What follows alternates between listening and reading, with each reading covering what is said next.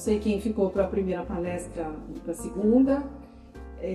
Já acho que não sei quantos anos de Design Week, mas desde o início nós estamos. Quantos anos? 14ª. A Lúcia é curadora do Design Week, Lúcia Purovitz. Nos conhecemos há um pouco mais do que 14 anos. Mas é uma honra receber vocês, obrigado. Sei que é uma semana com mais de 300 eventos. Nós escolhemos esse caminho dos talks para Ornari. O Lauro disse que a gente é a HSE do design, com as palestras que nós sempre trazemos bastante novidades. Além disso, nós temos a mostra de arte, tanto aqui na Gabriel quanto no D&D, e tem também nos outros showrooms em outros lugares, que é uma manifestação muito importante quando nós conseguimos juntar esses dois aspectos de talentos, que é arte e design. Então, aqui tem as galerias... obrigada, eu tinha esquecido. As galerias que fazem parte dessa vez, que são a Aura, Gentil Carioca, Raquel Arnaud e Luiz Maluf, junto a artistas como Lara Matana, Michele Rossetti e Patrícia Carparelli. Todas as peças de arte estão identificadas, cada um com a sua galeria, com o seu artista. Então, passem pelo showroom depois para verem essas obras, são muito legais. Nós estamos com a coleção atual, que é a Timeless, a Colette, todas as nossas coleções estão aqui no showroom. Eu gostaria que vocês conhecessem de perto também. E hoje à noite vai ter abertura no D&D, no showroom, também com a abertura do Design Week oficial, apesar de todo mundo já estar fazendo muita coisa, mas é isso. E nós escolhemos entre os palestrantes o Jaime, que está aqui, para contar sobre um projeto de iluminação, que iluminação também faz parte do design. E ele vai explicar e vai defender o seu ponto de vista. Ele fez o projeto de iluminação tanto da Gabriel, desse showroom que vocês estão, quanto de Milão. E ganhou o prêmio de iluminação. Ele vai também contar direitinho todos esses detalhes. E a gente tem a honra de receber a Lúcia como mediadora dessa palestra. Ela não entende pouco de design, ela é infinitamente historiadora, sabe, assim, como jornalista, como cultura, como tudo. Eu admiro profundamente. Obrigada por estar aqui com a gente. Então, bem-vindos. Agora a palavra é sua. Obrigado, boa tarde a todos. A Lara já começou um pouquinho a fazer a introdução da minha palestra, quando ela falou de luz e sombra, né? Como é que a luz se comporta, como é que a luz se difunde. É um pouquinho que a gente vai falar hoje aqui, né? O lema da nossa empresa é You Think Right, então nós temos uma preocupação muito grande, né, com o usuário, né? Seja ele o usuário final, seja o especificador, seja o arquiteto, seja interiores. A empresa está fazendo em 5 anos, esse ano, começamos na área de cenografia, então isso tem uma pegada muito forte em construir ideias e conceitos diferentes, né? Então vocês trazem, né, o que vocês desejam e a gente desenvolve, né? Eu sou engenheiro de formação, tenho mestrado na área de tecnologia de informação e pós-graduação em iluminação, então eu sou meio caleidoscópico nesse sentido, né? Como a Esther falou, ano passado nós ganhamos 2 prêmios LEED. É um prêmio internacional que foram 58 países que concorreram, 800 projetos. Aqui no Brasil tivemos 3 vencedores. Um foi a Ornari de Milão, né, que é um projeto muito especial. A empresa também tem outros prêmios, né, e a gente vai falar um pouquinho, né, de projetos, de produtos e principalmente da área de saúde. Então nós somos uma empresa certificada DNA USP e eu vou falar um pouquinho, nada muito técnico, né, como que hoje a iluminação está sendo encarada. Então a gente tem a luz, né, de novo puxando aí a Lara, que acabou de fazer essa palestra, né? Não tem como falar de luz se não falar de sombra, né? Elas rodam juntas, tanto permeando projetos de arquitetura como projetos de interiores. Ela cria estética no ambiente, ela cria destaque, ou seja, eu passo a ter hierarquia no ambiente, ou seja, eu falo para quem está entrando, olha aquilo, não olhe isso. Vá por ali e não vá por ali. Então a luz tem esse poder, né, dessa interferência direta na arquitetura e no design de interiores. Ela tem funcionalidade.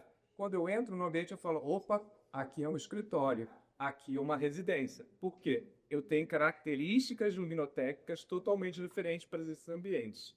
conforto, né? Aquele lugar que eu chego e me sinto bem. Né? Chego em casa, ligo um abajur, desculpa, é que eu sou meio expansivo. Desculpa, daqui a pouco eu vou... Então, assim, aquele ambiente que você chega e se sente confortável. E a luz tem esse poder. Ambiência é o que a gente procura o tempo todo, né? Aqui é um bom estudo de caso, assim como foi em Milão. A gente fez uma reengenharia aqui muito radical, né, trazendo uma ambiência próxima à de uma residência. A gente quebrou aquele paradigma que eu tenho que ter muita luz no produto. Ou seja, eu tenho níveis adequados para trabalhar, mas eu tenho uma ambiência. Então, aqui o que a gente prezou o tempo todo, ele quer uma ambiência, para que o cliente entrasse aqui e se sentisse em casa. Sustentabilidade, não adianta falar que é lindo, maravilhoso, e como é que ele está afetando o meio ambiente, né? Então, o Ornário vai ter o mesmo lema, né, que a gente utilizar recursos com parcimônia. Segurança, a luz tem esse poder, né, de nos trazer segurança psicológica e até real, ou seja, uma rua mal iluminada a gente se sente inseguro. Um local bem iluminado traz segurança para a gente. E por fim, saúde. Você viu que eu coloquei no mesmo tamanho, na mesma cor da luz, e a gente vai entender um pouquinho essa relação. E falando do que a gente tem hoje de mais moderno, que é o HCL, que é Human Centric Lighting, ou seja, a luz voltada para o ser humano. Eu vou voltar um pouquinho lá atrás, tá? Mas muito lá atrás, no Big Bang, quando houve a explosão e a gente teve os nossos planetas e aqui a nossa Terra. A gente, num ciclo de 24 horas, a gente é permeado por claros e escuros, dia e noite, luz e sombra. Isso além de falar para a gente o que está acontecendo, ele diz também para o nosso organismo algumas informações, tá? Por mais bonito que a gente tenha nossas casas hoje, a gente morou ali, naquela caverna. Então ali a gente tinha essa relação de claros, escuros, dia, noite e temperaturas de cores diferentes. Eu estou falando mais um dado agora. Né? É uma luz quente? É uma luz fria? E aí, a partir do momento que eu tenho esse sol que nasce bem quentinho, bem amarelinho, e chega ao meio-dia, 1 da tarde, com uma luz muito fria, eu começo a ter algumas informações. Adriana Amaral já vai ligar. Hello. Gente, então assim, a gente tem, né, essa correlação das nossas atividades com... Então a gente tem essa... Imagina, a gente tem inscrição entre amigos aqui. Então a gente tem essa correlação das atividades que a gente faz com a temperatura de cor e com o horário do dia. Então a gente dorme quando está mais amarelinho, a gente acorda quando está mais amarelinho, e lá meio-dia, 1 hora, a gente está bombando, né? Ou seja, todos os nossos hormônios estão a mil. E é isso que acontece. Acho que todo mundo já ouviu falar de melatonina, né? Então hoje essa questão, essa preocupação da não interrupção do sono, a partir das 21 horas a gente começa a produzir melatonina. Ela vai sendo produzida até às 6 horas da manhã. Ou seja, para que a gente tenha um bom sono, para que a gente tenha toda a nossa parte hormonal sendo reconstituída durante esse período. A partir disso, né, lembra que eu falei que a gente estava lá na caverna? A gente começa a ser preparado para o nosso dia. A gente começa a ser preparado para sair para a caça, para fazer a nossa atividade. Ou seja, ao meio-dia eu tenho o maior período, às 10 horas eu tenho o maior período de alerta. Às 9 horas, o maior pico de cortisol. Aí todo mundo fala, nossa, cortisol é o hormônio do estresse. Não, o excesso de cortisol. Só que a gente precisa de cortisol para quê? Numa situação de emergência eu saio correndo. Eu só consigo sair correndo porque eu tenho cortisol rodando dentro do meu corpo. Eu venho até meio de 2h30, maior período de concentração, 17 horas, e a partir disso eu começo a fechar esse ciclo de novo, desativando a produção de cortisol e começando a produção de melatonina. Então todo mundo já ouviu, né? Não fiquem com o celular à noite, não fiquem com o computador à noite. Ou seja, à noite não teríamos que ter luz, teria que ser totalmente breu. Conseguimos viver assim? Não. Então precisamos ter métodos e metodologia para que a gente consiga controlar isso. A partir do momento que o homem dominou o fogo, ele começou a controlar a luz. Ou seja, aquela caverna que ficava no breu, agora não fica mais. Ou seja, ele começa a ter o poder de influenciar dia e noite. né? E em 1879 nasce a primeira lâmpada. Aí começou o terror, né? Ou seja, agora o homem tem total controle de dia e noite, claro e escuro. Isso vai evoluindo, gente, de 1879 até hoje com o surgimento do LED. Ou seja, o que a gente começa até agora, né? O título da palestra era Luz e Design, né? A gente começa a ter ferramentas para projetar e ter uma maior adequação das fontes de luz está acabando a bateria. Das fontes de luz ao próprio design. E aí a gente tem hoje uma infinidade de produtos que a gente pode utilizar. Ou seja, fita LED, LED neon, LED que faz curva. Ou seja, isso tudo dá criatividade para a gente e para vocês. Ou seja, a gente tem recursos que a gente permite ter a iluminação integrada ao design. E a gente também tem os LEDs integrados, com aqui tudo já é integrado, não tem nenhuma lâmpada nas lojas da Almari mais, porque é possível ter um controle maior das características luminotécnicas desse produto. Gente, eu estou falando de buraco? Não, mas... E aí a gente começa a ter uma gama de produtos, né, que estão disponíveis para que a gente consiga trazer no projeto que é a DEFA. E aí, lembra que eu falei lá, né, do nosso Sol? A gente hoje tem todo o controle da temperatura de cor. A gente pode trabalhar desde 1000K até 10.000K.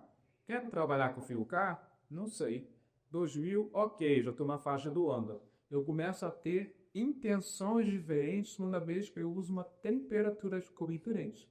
Todo mundo fala, eu gosto do branco quente, porque remete ao sol, quando o sol nasce e quando o sol se põe. Nossa, eu não gosto do branco frio, porque ele diz pra gente, é alerta, trabalhe mais. Ele nos deixa excitado. Isso é o que a luz faz, a luz muito fria. A gente tem também outra característica, que é o ângulo de abertura. Ou seja, eu começo a manipular o meu feixe de luz através de uma ótica. Isso permite o que? Diferentes utilizações da luz. Então aqui na Arnaldo, tanto daqui como na de Milão, nós temos diferentes ângulos de abertura. Ou seja, se eu tenho uma distância muito grande, quero focar um quadro, vou trabalhar com o ângulo menor. Por quê? Eu quero delimitar a minha projeção de luz. Quero dar banho de luz, uso um facho bem aberto. Ou seja, eu não quero ter uma marcação de luz. E aí, a gente chega hoje no que é mais novo em termos de iluminação, que é a iluminação integrativa. Quando estou falando de efeitos emocionais, efeitos visuais e efeitos biológicos. Eu estou falando do design, que aí é onde eu entro, né, na comunicação entre a luz, os artefatos de luz e o design. Eu estou falando da operação, ou seja, um sistema de controle dessa iluminação e do falando da instalação. Gente, a instalação é tão importante quanto o design e quanto a operação. A operação é tão importante quanto a instalação e quanto o projeto. Hoje, isso tem que estar redondo quando está nesse gráfico, senão realmente a gente não consegue atingir todos os nossos objetivos. Eu não gosto de automação. So sorry, eu não tenho como tirar o meu painel de comando do meu carro, já tem dentro. Então a tecnologia, a gente não se livra mais dela. A tecnologia está dentro dos nossos processos. Eu falo, quem usa o iPhone, usa um sistema de iluminação inteligente. Então isso é um outro paradigma que a gente tem que quebrar para que a gente consiga ter todos os benefícios de uma boa iluminação. E aí, de novo, falando de uma boa iluminação, eu estou falando de performance, conforto e ambiência. Eu estou falando de quanto que chega de luz e caras que interfice, se ela está buscando, se ela é direta, se ela é indireta. Então, tudo isso vai traduzir numa boa iluminação. E aí, algumas perguntas que mudam também a forma como a gente encara o projeto de iluminação. A primeira pergunta é, para quem iluminar? Quem é esse cliente? Então, às vezes, durante o processo, eu faço algumas perguntas que são até invasivas. Eu pergunto, tem algum neuroatípico na família? Tem alguma gestante? Por quê? As pessoas neuroatípicas, dependendo do tipo, elas têm uma percepção diferente da luz. Por exemplo, os autistas, eles veem qualquer trepidação da luz. Aí fala, essa luz está piscando. Eu olho para ela e penso, não está. Ou seja, são relações diferentes com a luz. Portadores de Alzheimer, híbrido. Não podemos trabalhar por contrastes, porque isso dificulta tanto o portador de Alzheimer quanto o idoso, por questões de segurança. Então, isso quando a gente vai fazendo nessa primeira etapa. Quem é essa pessoa? Né? Quem é esse projeto de arquitetura? Quem é esse projeto de interiores? Depois, o que eu vou iluminar? Uma casa? É uma residência? É uma loja? Depois, como é que eu ilumino isso? É um sistema de luz direto, focado. E depois, qual é o produto que vai cumprir todas essas funções? Então, muitas vezes a pessoa pergunta, mas que luminária você vai usar? Eu falei, nossa, tem tanta pergunta extra para responder, né? A pessoa fica um pouco frustrada, mas é a mudança do paradigma. Porque a luminária pode ser qualquer um, desde que ela cumpra as funções anteriores. Né? Então, assim, de novo, a gente está passando por um processo de evolução de que a luminária, ela não é o início do processo, ela é o fim do processo. Né? Então, isso às vezes é um pouquinho de mais difícil de decidir. E, finalmente, chegamos com a nossa grande Odila Online, né, que foi um grande desafio, grupo firme na barriga, projetar, né, para a marca, que é uma marca liga, né, em vários sentidos, chegar em Milão, capital do design. A própria Esther falou, né, é o palácio, tinha sérias restrições enquanto a questão da preservação do local, né. E aí, a primeira ideia foi esse grande painel que veio na minha cabeça como um TechX. Né? E o que acontecia? Por trás dele, por contar as sinergias, seja, não contem para ninguém, a gente tinha alguns problemas estruturais ali. Tinha um lixo, tinha um buracos, era uma parede muito feia que não podia mexer. Né? Tinha aquele problema, não é que isso nós ouvimos. Primeiro, é o item principal da loja. Então, criamos esse pipeline, primeiro para quê? Ter comunicação visual do interior para o exterior. Ou seja, passou a ser um local que a própria marca pode desenvolver uma estratégia de marketing. Cumpriu a função de tapar buracos e resolver o problema estrutural. E criou um movimento. Ou seja, se ele fosse mego, seria uma coisa mais banal. Estamos falando de Milão, capital do design. Criamos essa forma toda desestruturada. E aí, começamos o nosso projeto. Né? A primeira coisa foi trazer um sistema de luz indireta. Né? Lá no topo vocês veem uma luminária roda-teto que a gente projetou. Para quê? Para que eu tivesse um mínimo de luminárias instaladas dentro da loja. De novo, tínhamos que atender a questão do patrimônio. Então, isso foi uma delícia. Ou seja, tínhamos como trabalhar na parte de parede e deixamos o teto mais limpo. Depois, fizemos toda a intervenção junto com a Unari da iluminação de marcenaria, trazendo já iluminação no plano vertical. E sobre o mobiliário, também utilizamos um sistema de luz indireta. Vou contar para um segredinho. Todas elas anguladas a 30 graus, para que a luz não batesse no teto e ficasse. Ela batesse no teto e voltasse para o ambiente. Qual era o nosso objetivo? Trazer luz de locais que não são os convencionais. Tá? Então, isso foi uma premissa que permeou todo o projeto. E a Parker fez uma basezinha de 30 graus, foi daqui do Brasil. Ou seja, foi um trabalho muito gostoso de fazer, né? Porque assim como ela falou, né? Eles abraçam as nossas ideias, né? Como a Dona falou. A Unari abraça quando vê que tem esse propósito, né? Então, isso foi muito gostoso de fazer. E aí, essa ideia desse backlight montou agora para todas as lojas. Então, você vê que a gente tem aqui, né, trabalhando planos verticais, ou seja, dando profundidade, tanto comunicação e trazendo uma sensação de luz natural. Aqui é o rolo da bicha, então a gente vê que é pé direito duplo, depois esse pé direito abaixa a mão. E aí também começamos a trabalhar com todo o sistema de luz indireta para que ele tivesse uma excepção num pé direito mais alto. Então a gente vai permeando toda a loja, por cima de todo o mobiliário, por cima de todas as marcenarias, um sistema de luz indireta. Aí, como a Esther falou, é uma galeria de arte também. Então, além disso, tínhamos que ter uma iluminação focada para as obras de arte. Então, nesse pé direito duplo, a gente tem um sistema somente para iluminar os quadros que sobe.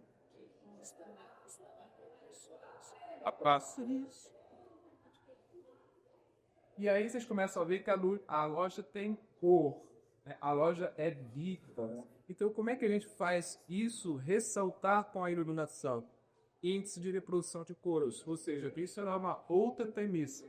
Os produtos que foram aplicados lá teriam que atender a essa característica, ou seja, luminárias que tivessem alto índice de reprodução de cores, tanto para as obras de arte, como para as cores que o Ornari estava propondo nesse projeto.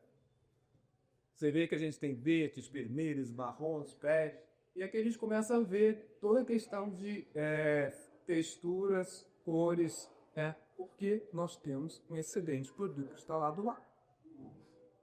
Aqui esse também é um espaço totalmente azul, ou seja, você vê que os azuis que são diferentes, as texturas são diferentes. Isso não é tratamento de magical, gente. Isso é sopa, né? Então, realmente, a gente conseguiu, né, com o projeto, né, com o produto e com toda a participação da Ornai, ter esse nível de excelência que a gente tem mais instalado. Aqui vocês viram um outro Boulder Pop. Então, vermelhos, verdes, tons de marme. Lá no fundo, né, que é um local que dá o início da marca, e depois um jogo de luz e sombra naquelas prateleiras. E aqui, isso aqui foi quando a gente apresentou o projeto, então vocês vão ver que lá parece simulação, ou aqui é foto. Então aqui vocês vão ter o passeio pela loja, né? Aqui, aquilo que eu falei, a gente colocou climatização indireta em todas as marcenarias, por cima dos armários. Esse aqui eu ainda estava pensando como seria esse gancho para não nunca nada. A gente tem uma seção de pé direito mais alto, onde quando a gente fornece a pela loja. Então, assim, hoje nós temos recursos, né, como esse que a gente consegue ser fidedigno, né, na entrega do projeto. Até aí não existia nenhuma loja lá ainda, tá? Vocês estão lá na fase de concepção de projeto. Foram isso que eles aprovaram quando a gente apresentou. Então aqui vocês veem, ainda faltava toda a parte de obras de arte, né, piso de construção, a gente tinha um processo muito acelerado, né? Os bonequinhos, né? E quando a gente gosta de colocar para fazer a proporção do espaço, né? Então, assim, vocês veem que as fotos estão tudo representado em termos da simulação. Então, eles têm recurso tecnológico, eles conseguem garantir ao cliente como é o projeto, tá? Então, e aí, né? Ele já foi essa hora ver que é exatamente isso. Trabalhamos contra a tela pensionada, o plano vertical também trazendo luz para dentro da loja, no sentido oposto àquela outra principal que nós tínhamos lá. É uma parede grande V, foi feita, né? Aí também teve uma outra paga de impressão nessa tela. Aqui também a gente permeou todo o projeto com o mesmo conceito de ter luz para cima, de ter luz elevando esse pé direito. A gente às vezes tem uma questão, né, quando a gente fala do projeto, nossa, eu estou repetindo soluções. Não, o projeto, quando ele é bem feito, a repetição ela é boa, porque ela fortalece o conceito. Né? Então, assim, a partir do que eles definiram um conceito forte, ele tem que ser repetido. Né? Senão ele chega em carnaval soluções e ele vai se perdendo. Aqui aquele meio todo azul, né? Aqui ainda era o piso, era branco, ainda depois pro teto e piso. Você fazer um ajuste também desses cálculos. E, gente, não adianta ser só bonito, ele tem que ser eficiente. Lembra que eu falei de eficiência energética, falei de questões que a gente precisa controlar, ou seja, além da questão da ambiência, eu tenho uma operação, eu tenho que trabalhar com o celular. Não adianta estar ali no belezão enxergar o que ele está, o pedido que ele está lançando. Né? Então, a medida de trabalho, eu tenho as luminâncias necessárias regidas por Mega. A gente tem aqui toda a iluminação que parte na barreira de volta para o ambiente, ou seja, aqui eu tenho em cada ponto eu consigo aferir quanto eu tenho de luz. E eu fiz isso lá. Tá, que eu fui lá no dia, estava fazendo toda a atenção. Então esse é um documento que a própria Ornari tem que guardar, porque isso faz parte do projeto. Isso faz parte de que eles estão atendendo também normas de trabalho, não só as questões estéticas. E aí, aqui vocês conhecem esse Brasil aqui, a gente recebeu o desafio de trazer também uma linguagem de luz natural aqui para nós, com esse zenital gigante, né, que a gente faz o quê? Quando você entra no corredor, você tem ainda muita luz natural, né? Então a gente tentou representar isso aqui dentro também, para que a gente não tivesse esse choque muito grande quando você entra na loja. Aqui também trabalhamos com iluminação do plano vertical, além com o elemento de marketing. Ele traz essa sensação de uma janela, para embaixo está aqui também. Utilizando o fundo de armagem, a gente passa a ter toda a silhueta dos objetos desenhada com essa contra-luz, ambiente meíca. E aqui é o espaço que a gente está. Vou apresentar mais alguns projetos, está muito longo, vocês querem que eu pare? Pronto? Pode continuar? Eu falei que eu ia deixar você falar, né? Feio, né? Quer falar? Não queria primeiro elogiar sua pesquisa. Queria ter isso assim. Tá. E elogiar a sua apresentação dos projetos que muito sou pergunta. Eu queria que você contasse pra gente quando tem iluminação no mobiliário. O que seria que seria que sabe? Porque é pra gente ter esses casos disso. Nós temos algumas técnicas de iluminação de mobiliário. Essa aqui que a gente está vendo, que está mostrando, foi a vez que eu apresentei. A gente está vendo toda a silhueta dos objetos, né? Então, por exemplo, se eu tivesse um livro aqui, ela não seria adequada porque eu não conseguiria ler a alrata do livro.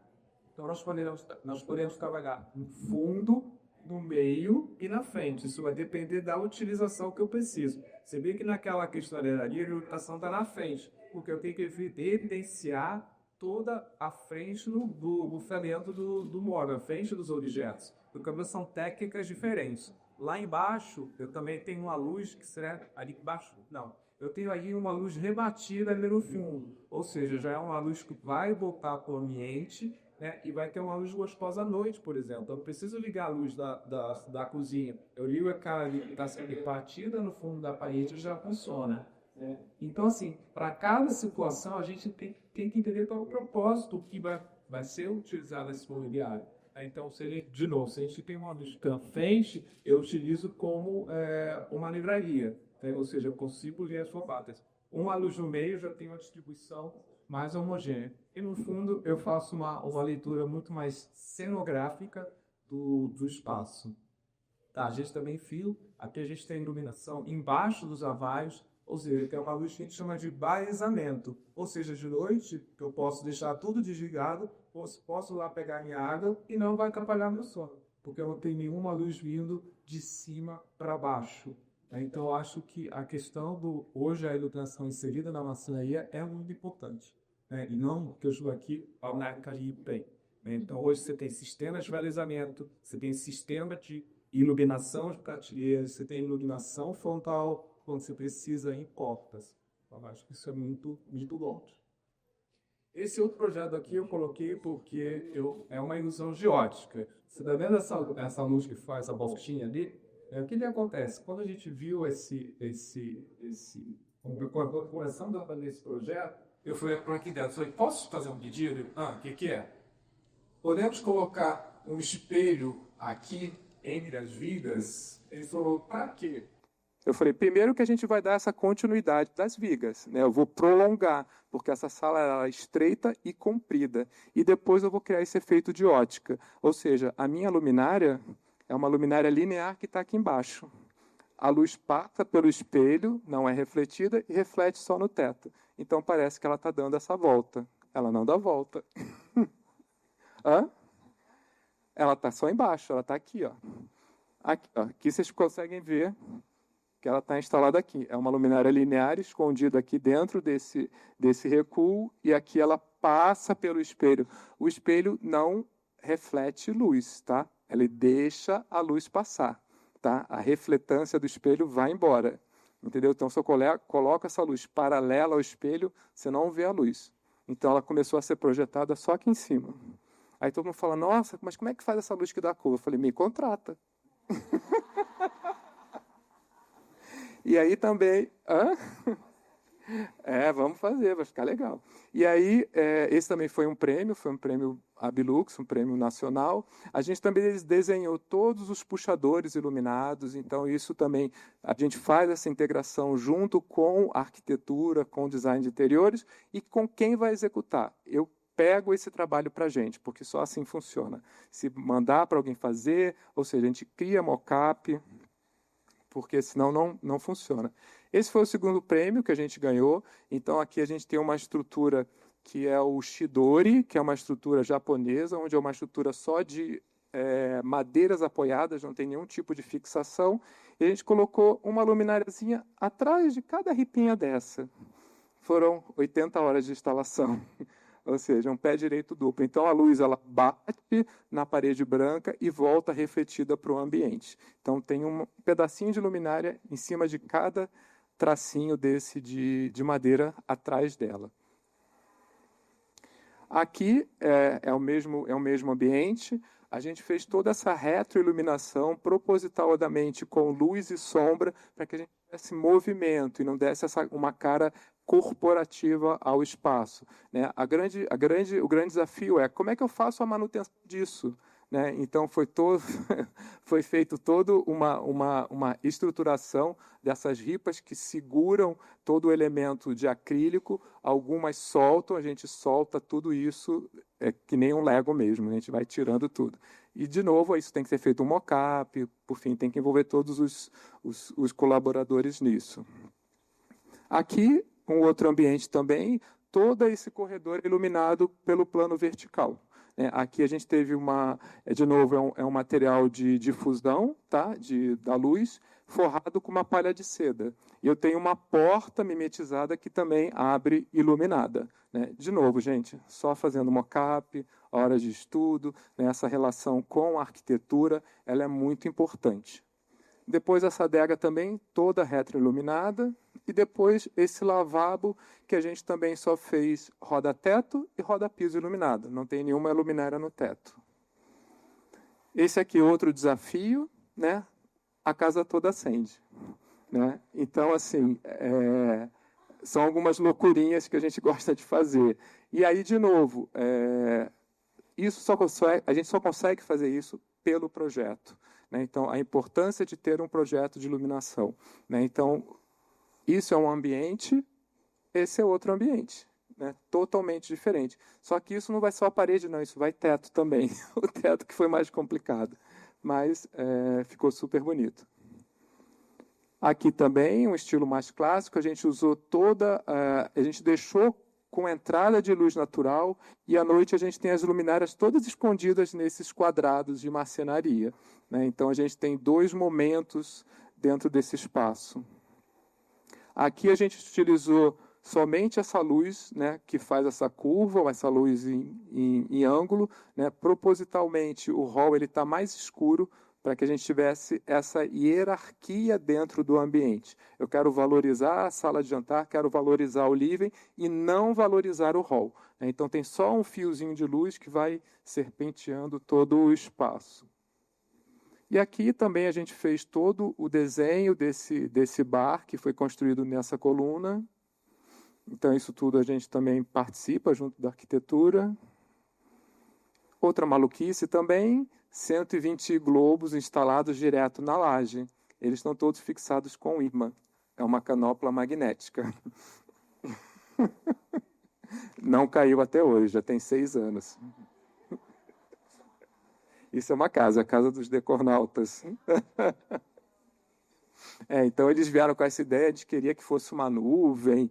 Aí a gente criou essa maluquice. Então, você tem diferentes planos, né, em que os globos estão fixados. Alguns são pendentes, alguns são tipo plafond, descem pela parede também, no formato arandela. 60 acendem, 60 ficam apagados, justamente para dar essa relação de luz e sombra e construir essa nuvem. Outros trabalhos, iluminação de igreja também. Aqui é um estúdio de gravação, então a gente fez todo esse gráfico da bolsa também com luz, né? Isso foi muito engraçado, que a arquiteta me ligou, querendo comprar um determinado produto, eu falava, não vende para a minha equipe comercial. E aí começou uma briga entre a arquitetura e o comercial e eu, porque eu sabia que o que ela estava pedindo não ia funcionar. Aí eu falei para ela, você consegue me dar 1 hora aqui no meu escritório? Aí ela foi. E a gente fez isso, né? Ou seja, né, o produto não é o final, né? O projeto que é importante, porque era uma parede em curva e ela queria fazer alguma coisa flexível. Eu falei, gente, o gráfico da bolsa ele é reto, ele é em ângulos, não pode ser nada que tenha curva, né? Ela queria usar um LED neon. Eu falei, não vai funcionar, né? Então a gente ficou brigando aí uma semaninha, mas depois a gente conseguiu chegar no produto final. Aqui um outro é o anexo do Tomiotá, que também a gente desenhou todas as luminárias. Era um espaço que estava meio abandonado lá, e aí acabou virando um local de reunião informal, ficou bem gostoso. Aqui também a gente utilizou um produto que eu fiz, que é uma corda naval iluminada, para fazer essas divisórias nas baias de reunião. E aqui a área de paisagismo. Gente, é isso. Tá? Tentei ser rápido para não tomar muito tempo de vocês, está na hora do almoço. É bastante informação, né? Mas eu acho que aqui hoje vocês saem com algumas coisas meio pipocando aí, né? Quando vocês olharem. Eu falo que acende uma luzinha vermelha, né? Então acho que a arquitetura e hoje o design de interiores tem novos desafios, que é a tecnologia. E, de novo, a gente não tem como fugir, né? Vocês estão aqui num espaço que é altamente tecnológico também, né? Pode parecer que não, mas tem uma tecnologia enorme embarcada em construir cada peça dessa aqui, né? Então, isso a gente tem que ser o multiplicador disso e tirar esse medo do cliente, porque o cliente tem medo da tecnologia, mas nós é que vamos tirar esse medo. Como que a gente tira esse medo? Oferecendo serviço, dando confiança para ele, né? Todos esses projetos, em algum momento, ele vai dar um problema, gente. Você imagina, uma parede toda retroiluminada, como que a gente resolve isso, né? Fazendo uma adequação de infraestrutura, localização das fontes que alimentam, um projeto perfeito, ou seja, mas na hora que vai dar o problema, vai ligar o meu celular e a gente vai resolver. Então, é isso que a gente tem que falar para o cliente. Problema sempre vai acontecer, né? Essa é a minha primeira reunião com o cliente. Cliente, você vai ter problema comigo, mas eu vou resolver. Então, acho que essa é a segurança que nós temos que dar. E outra coisa, gente, tecnologia é um caminho sem volta. Não tem jeito. Obrigado. Fico aqui à disposição para as dúvidas. Obrigada, Jaime. Está funcionando? Obrigada, Jaime. Eu vou fazer algumas perguntas, então, tá bom? Você trabalha de uma forma muito integrada com o projeto de arquitetura, deu para perceber. Eu queria saber em que momento você entra. É desde o começo? Isso, é exatamente desde o começo, né? O que acontece, como eu falei, eu vou falar de tecnologia, não vou ser chato, mas é que é muito importante. Quando a gente está falando do alto padrão, né, a gente tem uma relação muito direta com a parte elétrica, ou seja, eu tenho que dar informação para ele, fazer todo o dimensionamento da casa. Eu tenho uma relação direta com a automação, eu tenho que dar informação para ele, e isso começa no início do projeto. Então, a gente é contratado, a gente faz esse input para a obra, né, para que a obra não possa parar, e a gente fica meio parado até que a arquitetura esteja finalizando o projeto dela, e depois a gente volta no segundo momento, né? Então, assim, antigamente nos chamavam lá no final, né? Tipo, eu preciso botar uma luminária. Eu falei assim, mas eu não consigo mais fazer o projeto, né? Porque eu já tenho uma infraestrutura pronta. Então, a gente tem que ser contratado no início. Então, isso, hoje em dia, mudou muito, né? Dentro do alto padrão, eles já entendem que a iluminação, a automação e até paisagismo devem começar bem no início, por questões de infraestrutura. Isso facilita muito e reduz muito o retrabalho e custo para o cliente também. Legal, Jaime. E outra curiosidade que eu tenho, e eu queria ouvir de você, é quando a gente faz a transição de outras tecnologias, né, de outros tipos de lâmpada para o LED, a gente teve algum tipo de perda?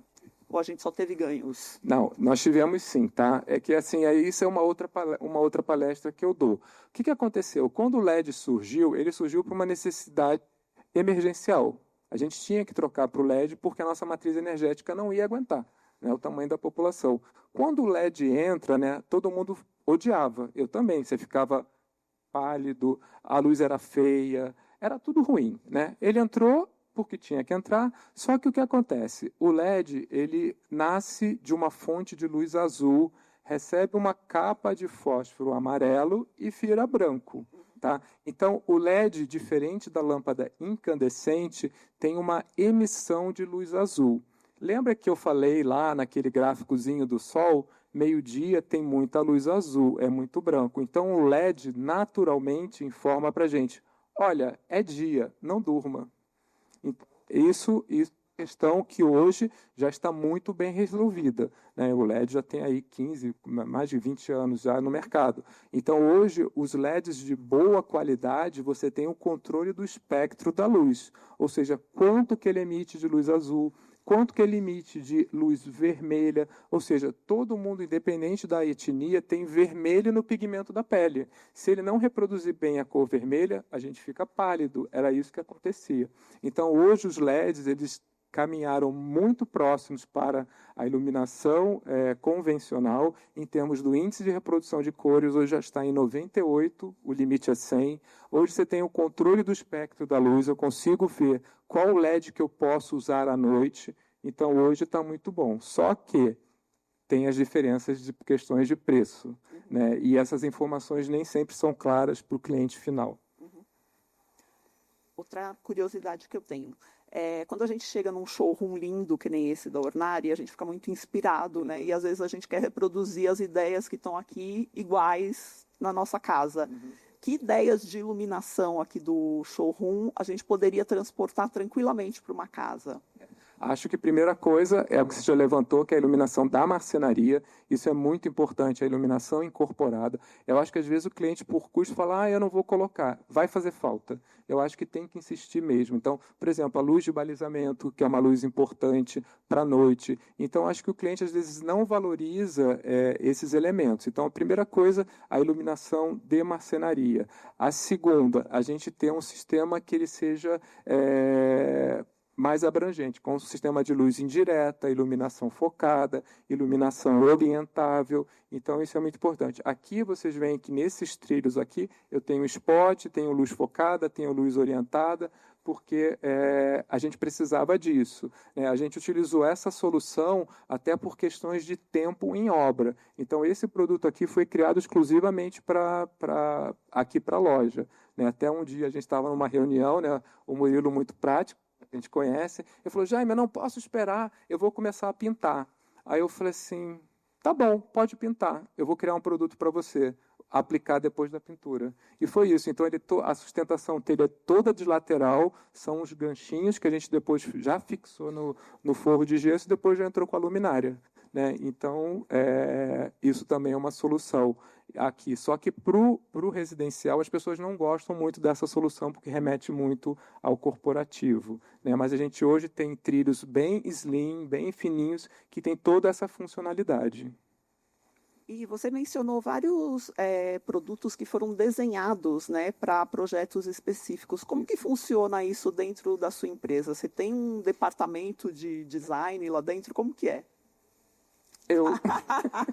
Gente, lembra que eu falei que eu sou engenheiro de produção, né? Então, quando eu era criança, eu desmontava todos os brinquedos. Então, eu gosto de fazer isso, gente. Então, assim, isso está dentro do meu DNA. Eu fui executivo da Ambev, trabalhei na área de produtos antes de entrar na empresa. Então, assim, e eu sou uma pessoa muito ligada com tecnologia e com design também. Então, quando o cliente vem com essa sugestão, eu faço toda a direção criativa disso. E depois vai para a equipe executar, né? Então, a gente tem, e eu acho que eu falei isso também, os 10 primeiros anos da empresa, a gente trabalhou com iluminação cenográfica, né? Então, a gente tem esse apelo muito de criação, né? Esses projetos são muito cenográficos, né? Todos esses que a gente fez. Então, e isso realmente é o que me move enquanto pessoa, fazer coisas diferentes, né? Quanto mais desafio, melhor. Então, assim, é por isso que a gente criou esses produtos para cá. Lá, falando um pouquinho da Ornari de Milão, né? Ali a gente teve produtos de mercado, mas um produto com alta tecnologia. Então, lá a gente tem luminárias que são luminárias endereçadas uma a uma. Então, eu tenho, no mesmo trilho, eu consigo controlar a luminária 1, luminária 2, luminária 3, luminária 4. Eu consigo acender a luminária 1, dimerizar a luminária 2, apagar a luminária 3. Isso tudo no computador, tá? Então, é isso. A gente tem tecnologia, a gente tem criatividade. Eu acho que os nossos designers são maravilhosos, né? Quando eu falo designers, é arquitetos, design interior, a gente não deve nada para ninguém, e a gente tem essa veia de criação. Eu acho que isso faz parte do povo brasileiro. Então, assim, é desafio. Ótimo, adorei, Jaime. Eu queria saber, então, se a plateia tem alguma pergunta. Jaime, acho que nós adoramos sua palavra, muito enriquecedora. Obrigado. Muito enriquecedora. Eu tenho duas perguntas. Primeira sobre a loja de Milão. Eu vi que o palácio tinha arcos, tem arcos, mas você preferiu não iluminá-los. Uhum. Eu queria saber por quê. E a segunda é, os vidros refletivos, que a gente tem muito em edifício empresarial, que à noite eles refletem a nossa imagem, isso incomoda muito. Como é que a gente consegue resolver isso na iluminação para quem trabalha à noite nesses escritórios? Então, a gente tem hoje películas antirreflexivas que também podem ser instaladas, só é que entra a questão de custo quando a gente fala do corporativo, né? E a questão dos arcos, a gente quis dar um ar de modernidade. Se a gente iluminasse os arcos, a gente ia olhar um pouquinho para trás. A gente ia evidenciar muito a questão da arquitetura e menos do mobiliário. Então, ali o foco foi o mobiliário, né, e não a arquitetura. Se fosse, por exemplo, uma residência, talvez a gente usasse esse recurso de iluminar os arcos. Então, esse foi o partido projetual. Não trazer a luz para a arquitetura e sim para o mobiliário. Muito obrigada. Imagina. Ela queria falar ali. Boa tarde, eu sou Mariana Cami, sou designer de interiores e sou lighting designer também. E quando você traz essa questão, né, da automação como algo que não tem para onde a gente correr, eu trabalho principalmente com o público 50+, e a gente, na nossa prática profissional, adota bastante essa questão da automação, não só por uma questão de saúde, mas principalmente por uma questão de segurança doméstica. Isso. Né? Então, a gente tem que trabalhar ali as limitações de acuidade visual, também questões relacionadas a quedas, que a iluminação interfere diretamente, qualidade do sono, etc. Mas eu também percebo que esse controle compartilhado que a gente tem com o cliente afeta, em parte, as definições, especificações de projeto que a gente traz, né? Hoje o cliente ele pode ter ferramentas ali, dispositivos dimerizáveis, então ele vai mexer no fluxo luminoso, ele vai ter um controle nas temperaturas de cor também, por conta dos produtos que estão disponíveis aí para ele, e vejo isso como uma dificuldade. Então eu queria saber como que você lida na prática com esse controle compartilhado aí com o cliente. Falando um pouco da automação, nós também já fomos certificadores de automação, por isso que a gente conhece bastante. Então, quando a automação entrou no mercado, ela colocou para o cliente o mundo da tecnologia. Use o seu celular, o tablet, e o cliente ficou com medo, porque ele não conseguia mexer ou desconfigurava toda a programação sobre isso. Meu filho está aqui, vou botar aquilo lá. Então, para onde a automação foi? Né? Para voltar para as teclas, só que são teclas inteligentes. Então, você aperta uma tecla, ela monta uma cena. Então, hoje, eu retiro isso do cliente. Só se ele for muito espertinho e pegar o celular dele e entrar no programa. Porque, senão, toda essa funcionalidade que você criou no projeto, ela vai por água abaixo. Aí acontece um acidente e fala, nossa, mas estava com a luz do vinho, e era o vovô que estava andando na casa. Né? Então, assim, a gente a gente retira tudo isso. Né? Então, assim, hoje a automação, ela caminhou justamente para a gente, como eu falei, para voltar por teclas e a gente ter as cenas que a gente programou. Né? Claro, parece que eu estou impondo isso para o cliente. Não é. Né? Assim como você faz, a gente tem a etapa de afinação final do projeto, que você vai lá, né, com todo mundo, a casa toda montada, e você, junto com o cliente, com a empresa de automação e com a arquitetura e design de interiores, você vai montando as cenas personalizadas. O cliente quer refazer, eu volto lá. Eu prefiro voltar do que deixar isso no controle dele, porque é um caos. E aí, de novo, gente, eu não vendo automação não, tá? É porque ela sabe que é muito importante para a gente. Né? Quando você colocou a questão dos 50+, hoje as casas têm desde da criança ao avô. É muito comum ter essa faixa etária toda misturada. E a gente consegue flexibilizar o projeto através da automação. A gente consegue dar uma longevidade ao projeto através da automação, porque vai projetar com níveis de iluminância maior que nem sempre precisam ser usados, mas essa família envelheceu, aí precisa. Ou seja, não refazer o projeto. Então, acho que a grande questão hoje é a gente dar argumentação ao nosso cliente, a gente transmitir conhecimento. A partir do momento que ele entende, ele compra. Se ele não entende, ele não quer. Eu acho que esse é o nosso grande desafio. Obrigada. Respondi? Vamos encerrar? Tem mais alguém? Mais alguma pergunta? Não? Então, eu queria agradecer ao Jaime, foi ótimo. Agradecer a Esther pelo convite e passar a palavra para o Jaime para ele fazer o encerramento dele. Gente, hoje é um momento muito especial. Essa pessoa é uma querida, ela, o Momiro, a família toda. Eu acho que entregaram na nossa mão um grande desafio. Agradecemos imensamente e estamos aqui à disposição de transmitir conhecimento. Então, hoje, quem retém conhecimento perde. O conhecimento ele tem que ser transmitido, porque cada dia tem um novo. Então, assim, eu vou mostrar meu projeto, vou dizer como é que eu fiz, não tem problema nenhum, porque eu vou estar fazendo outro. Eu acho que esse é o grande desafio de cada cliente. Se a gente retém o conhecimento, a gente emburrece e a gente morre. Então, espalhem conhecimento. É isso aí. Vem bater. Obrigada.